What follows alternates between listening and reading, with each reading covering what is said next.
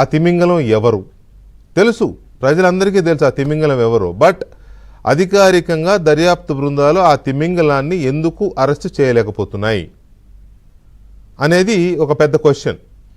ఈ క్వశ్చన్కి ఇవాళ నేను ఒక కంపారిజన్ తీసుకొచ్చాను. ఏంటి కంపారిజన్ అంటే ఢిల్లీ లిక్కర్ స్కామ్ దాని వాల్యూమ్ చాలా చిన్నది, స్కామే కానీ చాలా చిన్నది. 130 కోట్లు అందులో అవకతవకలు జరిగాయి అనేవి ఆరోపణలు. అసలు నా నగదు చేతులు మారింది 35 కోట్లు ఎంతో, కానీ మొత్తం స్కామ్ విలువ 130 కోట్లు అనేది సిబిఐ కానీ ఈడీ కానీ చేసిన ఆరోపణ. దీని క్రానలాజికల్ టైం లైన్ చూస్తే అంటే సమయం అది వాళ్ళు అలిగేషన్స్ ఆరోపణలు వచ్చిన దగ్గర నుంచి అరెస్టులు జరిగినంత వరకు కనుక ఆ క్రానలాజికల్ టైం చూస్తే మీరు గ్రాఫిక్ ప్లేట్స్లో చూడవచ్చు. లిక్కర్ పాలసీలో అవకతవకలు జరిగాయని ఢిల్లీ ప్రభుత్వ ప్రధాన కార్యదర్శి 2022 జూలై 8వ తేదీన నివేదిక ఇచ్చారు. ఆరోపణలపైన సిబిఐ విచారణకు ఢిల్లీ లెఫ్టినెంట్ గవర్నర్ ఆదేశం ఇచ్చింది జూలై 22, 2022. అదే నెల 31వ తేదీన ఎక్సైజ్ పాలసీని ఢిల్లీ ప్రభుత్వం ఉపసంహరించుకుంది. ఆగస్టు 17న ఢిల్లీ సీఎం మనీష్ సిసోడియా మీద సిబిఐ కేసు పెట్టింది, సిసోడియాతో పాటు మరికొందరిపైన. ఆగస్టు 19, 2022 మీద సిసోడియా నివాసం ఇతర ప్రాంతాల్లో సిబిఐ సోదాలు చేసి ఆగస్టు 22, 2022 సిబిఐ నివేదిక ఆధారంగా మనీ లాండరింగ్ కేసు కూడా నమోదు చేసింది ఈడీ. సిబిఐతో పాటు ఈడీ కూడా రంగంలోకి దిగింది. 2023 ఫిబ్రవరి 26 మనీష్ సిసోడియాని సిబిఐ అరెస్ట్ చేసింది, అంటే ఉప ముఖ్యమంత్రి, ఢిల్లీ ఉప ముఖ్యమంత్రి. ఇక్కడ 22 జూలైకి 26 ఫిబ్రవరి అంటే నిండా 7.5 మాసాల్లో ఉప ముఖ్యమంత్రిని వేసారు. అక్కడ సిబిఐ వారు 7.5 నెలల్లో ఉప ముఖ్యమంత్రిని వేశారు. తర్వాత మార్చి 9, 23 సిసోడియాని అరెస్ట్ చేశారు ఈడీ వారు. అక్కడేమో సిబిఐ, తర్వాత మళ్ళీ ఈడీ అదుపులోకి తీసుకొని 23 నవంబర్ 2న అరవింద్ కేజ్రీవాల్కి ఈడీ సమన్లు జారీ చేసింది విచారణకు రమ్మని. ఆయన డుమ్మా కొట్టారు. అలా 9 సార్లు ఈడీ నోటీసులు ఇచ్చింది ముఖ్యమంత్రికి, అప్పటి ముఖ్యమంత్రికి. ఆయన విచారణకు వెళ్లకుండా డుమ్మా కొడితే 2024 మార్చి 21న అరవింద్ కేజ్రీవాల్, అప్పటి ఢిల్లీ ముఖ్యమంత్రి అరవింద్ కేజ్రీవాల్ని ఈడీ అరెస్ట్ చేసింది. మీరు చూడండి, 24 మార్చి 21న అరెస్ట్ చేశారు కదా. ఫస్ట్ కేసు ఫైల్ అయింది ఎప్పుడు? సిబిఐ విచారణకు ఢిల్లీ లెఫ్టినెంట్ గవర్నర్ ఆదేశించింది July 22, 2022.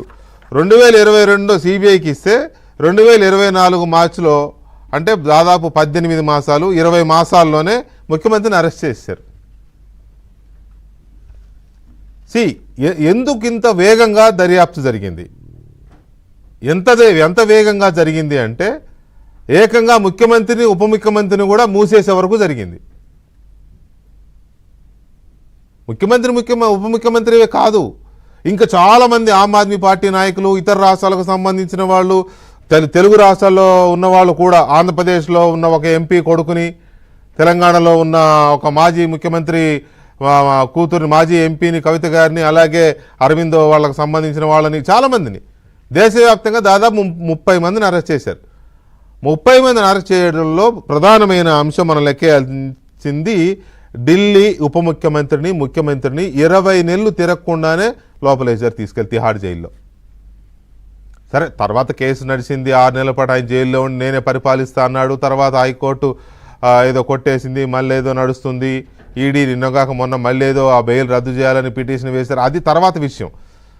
First of all, liquor స్కామ్లో సిబిఐకి ఢిల్లీ లెఫ్టినెంట్ గవర్నర్ దీని మీద విచారణ జరపమని ఆదేశించిన వెరీ సూన్ 20 నెలల్లోనే ఉప ముఖ్యమంత్రిని మరొక 20 మందికి పైగా నిందితుల్ని తీసి లోపలేశారు సిబిఐ కానీ ఈడీ కానీ. ఇది ఎందుకు చెప్తున్నానంటే, మరి ఆంధ్రప్రదేశ్ లిక్కర్ స్కామ్లో ఏం జరిగింది? నేను ఇందాక చెప్పాను, ఢిల్లీ లిక్కర్ స్కామ్ యొక్క వాల్యూమ్ అఫీషియల్గా 135 కోట్లు, కానీ అందులో నగదు చేతులు మారినట్టుగా మనీ ట్రయల్ జరిగినట్లుగా తేల్చింది 30 కోట్లు మాత్రమే. కానీ ఆంధ్రప్రదేశ్ లిక్కర్ స్కామ్ యొక్క వాల్యూమ్, ప్రభుత్వ ఖజానాకి రావాల్సిన డబ్బు రాకుండా వీళ్ళు మింగేసింది 35,000 కోట్లు. దాంతోపాటు కేవలం కిక్ బ్యాక్స్ తీసుకున్నది, ఆర్డర్స్ ఇచ్చినందుకు కిక్ బ్యాక్ తీసుకున్నది, అంటే కమిషన్లు తీసుకున్నది వీళ్ళ దగ్గర, డిస్టిలరీస్ దగ్గర 3,600 కోట్లు. ఇప్పుడు జరుగుతున్న అరెస్టులన్నీ 3,600 కోట్లకు సంబంధించినవే. అసలు 35,000 కోట్లకి ఇంకా పూర్తిగా వెళ్ళాల. దాంతోపాటు మళ్ళీ మొన్న మాజీ మంత్రి కారుమూరి నాగేశ్వరరావు కొడుకుని ఇంకొంతమందిని అరెస్ట్ చేశారు కదా, అదేదో ట్రాన్స్పోర్ట్ కేసు, రవాణా లిక్కర్ కేసుల్ని రవాణా చేయడానికి ఒక కంపెనీ, వాళ్ళు అనుకూలమైన ట్రాన్స్పోర్ట్ కంపెనీకి ఇచ్చారనే ఆరోపణల మీద వాళ్ళని అరెస్ట్ చేశారు, సిబిఐ కానీ ఈడీ కానీ. అసలు కేసు 35,000 కోట్ల రూపాయల కేసు ఎక్కడుందో, అది ఏమయ్యిందో, అసలు ఆంధ్రప్రదేశ్లో మా వైన్ షాపుల దగ్గర నగదు లావాదేవీలు జరిగాయి తప్ప డిజిటల్ లావాదేవీలు జరగలేదు, దాని వాల్యూమ్ 99,000 కోట్ల రూపాయలు అని అప్పటి బీజేపీ అధ్యక్షురాలు పురంధరేశ్వరి గారి దగ్గర నుంచి మొత్తం టాప్ టు బాటం ఒక 10 మంది రాష్ట్రపతి గారికి, కేంద్ర ఆర్థిక మంత్రి గారికి, ప్రధానమంత్రి గారికి అందరికీ వరుసపెట్టి కంప్లైంట్లు వేశారు. ఆ 99,000 కోట్ల ఆరోపణలు ఎక్కడ పోయినాయో తెలియదు. ఈ 35,000 కోట్ల రూపాయలు ఖజానాకు రావాల్సింది ఎక్కడ కాకెత్తుకుపోయిందో తెలియదు. 3,600 కోట్ల రూపాయలు జరిగిన ఈ విచారణ ఇంకా అక్కడ తిరుగుతోంది. ఇప్పటి వరకు A1 to A40 అని ఒక 40 మందిని ఛార్జ్షీట్లు వేశారు, అరెస్టులు చేశారు, చేసుకుంటూ వచ్చారు. అసలు డాన్ ఎవరు? 35,000 కోట్ల రూపాయల ఏపీ లిక్కర్ స్కామ్లో అంతిమ లబ్ధిదారు ఎవరు? వీళ్ళందరినీ నడిపించిన ఆ కింగ్ పిన్ ఎవరు? తెలియదా అంటే తెలుసు, అందరికీ తెలుసు. కానీ తెలియడం అంటే ఆ తెలియడం కాదు కదా.